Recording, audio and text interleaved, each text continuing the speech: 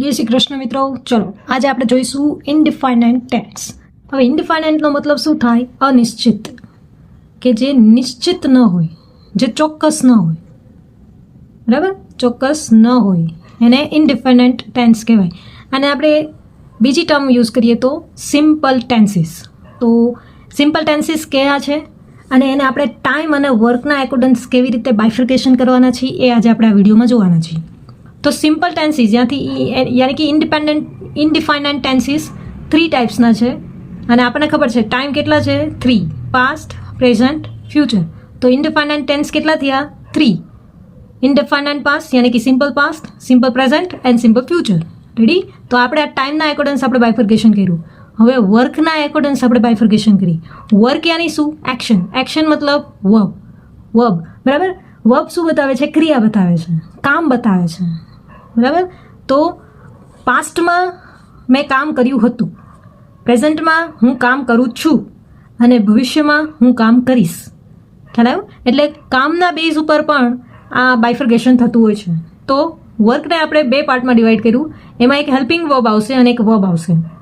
Ready? હવે એ tense પ્રમાણે, આ બધા ટેન્સ છે, એ ટેન્સ પ્રમાણે એ હેલ્પિંગ વર્બ અને વર્બ બંને ચેન્જ થશે.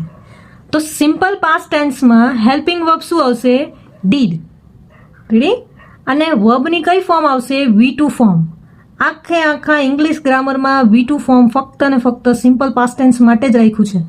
બાકી V2 ફોર્મ તમને ક્યાંય દેખાશે નહીં. Only for simple past tense. Clear? ત્યાર પછી સિમ્પલ પ્રેઝન્ટ ટેન્સ. તો એમાં હેલ્પિંગ વર્બ શું આવશે? Do, does. રેડી? અને વર્બની કઈ ફોર્મ આવશે? V1 and V5. હવે V1 કોની સાથે આવશે?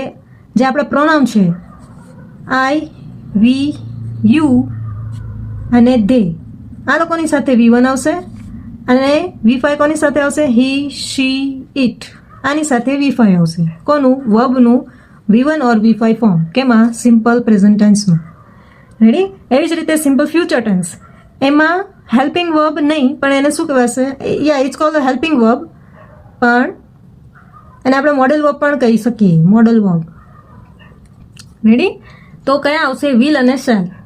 અને એમાં વર્બનું કયું ફોર્મ આવશે? V1. કેમાં? સિમ્પલ ફ્યુચર ટેન્સમાં. ખ્યાલ આવી ગયો? ઇન શોર્ટ V1 શું છે? આ V1 તો કે ભાઈ સિમ્પલ ટેન્સીસમાં યુઝ થતી વર્બની એક ટર્મ છે. રેડી?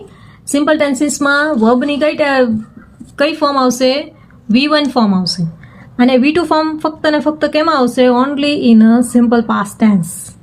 રેડી? તો આ હતું simple tenses and we are bifurcate this tenses into time and work for more understanding. So I hope guys you understand easily. Thank you so much for watching. If the video is informative for you then please like, share and subscribe. Jai Shri Krishna.